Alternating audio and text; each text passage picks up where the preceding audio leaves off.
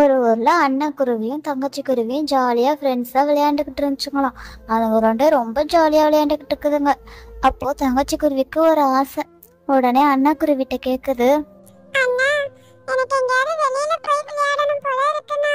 வீட்டுக்குள்ளேயே விளையாண்டு விளையாண்டு போர் அடிக்குது. என்ன எங்கயாச்சும் வெளியில கூட்டிட்டு போறியா? அதெல்லாம் கூடாது பாப்பா, வெளியில போனா கழுகுலாம் இருக்கும், உன்னை தூக்கிட்டு போயிடும். சரி, நீ வரலைன்னா போ, நான் போவேன். அம்மா போக கூடாதுன்னு இருக்காங்க, போக கூடாது. நான் போவேன், என்ன கூட்டிட்டு போ. சொன்னா கேளு, கழுகு உன்னை தூக்கிட்டு போயிடும். நான் போறேன், ப்ளீஸ் அண்ணா. சரி, ஓ இஷ்டம். நான் பாதி தூரம் வந்து விடுறேன், ஆனா பத்திரமா விளையாடிட்டு வீட்டுக்கு வந்துடணும் சரி. அப்படின்னு சொல்லிட்டு அண்ணனும் தங்கச்சியும் போறாங்க. அன்னை குருவி பாதி தூரம் கொண்டு வந்து தங்கச்சியை விட்டுட்டு வீட்டுக்கு போயிருது. தங்கச்சி குருவி நடந்து நடந்து போகுது. ரொம்ப தூரம் ஜாலியா போய்கிட்டே இருக்கு. அது நடந்து நட தெரியாம ஒரு காட்டுக்குள்ள வந்து மாட்டிக்கிறது. ஐயோ, என்ன இது காடு மாதிரி இருக்கு. எனக்கு பாதை தெரியலையே. ஐயோ அண்ணா, எங்க இருக்க? உன் பேச்சு கேட்காம நான் வந்துட்டேன், எனக்கு வழி தெரியலையே. அப்படின்னு ரொம்ப அழுகுது. அதுக்கப்புறம் சரி பரவாயில்ல, நம்ம நடந்து போவோம், எவ்வளோ தூரம் போக முடியுதோ பார்ப்போம் அப்படின்னு திருப்பி நடந்து நடந்து போகுது. அங்க போய்கிட்டே இருக்கையில ஒரு அழகான தண்ணியை பார்க்குது. வாவ், எவ்வளவு சூப்பரா இருக்குல்ல.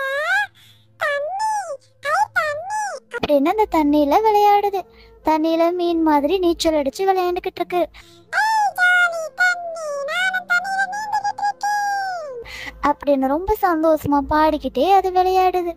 விளையாண்டுட்டு மறுபடியும் எந்திரிச்சு வந்து தரையில நடந்து போகுது. ரொம்ப தூரம் போய்கிட்டே இருக்கையில ஒரு கழுகு இருக்கு. கழுகை பார்த்துருச்சு. ஐயோ கழுகு, அண்ணே சொன்ன மாதிரி கழுகு வந்துருச்சு. என்ன தூக்கிட்டு போயிருமோ? இன்னைக்கு நான் செத்துறேன். அண்ணன் பேச்ச கேட்டுட்டு வராமே இருந்திருக்கலாமே. நான் என்ன பண்ணுவேன்? பேசாம நான் மரத்துக்கடியில போய் ஒளிஞ்சுக்கிற வேண்டியதுதான். அந்த கழுகு அந்த குருவியை பார்த்துட்டு, ஐயா, நமக்கு ஒரு நல்ல வேட்டை கிடைச்சிச்சு. கொலை பசியில இருந்தேன், அதுவா வந்து மாட்டுது. இன்னைக்கு எப்படியாவது இந்த குருவியை பிடிச்சு நல்லா வயிறார சாப்பிட வேண்டியதுதான். அந்த குட்டி குருவி மரத்துக்கடியில ஒளிஞ்சிருக்கு. கழுகும் வந்து மரத்து மேல வந்து உட்காருது.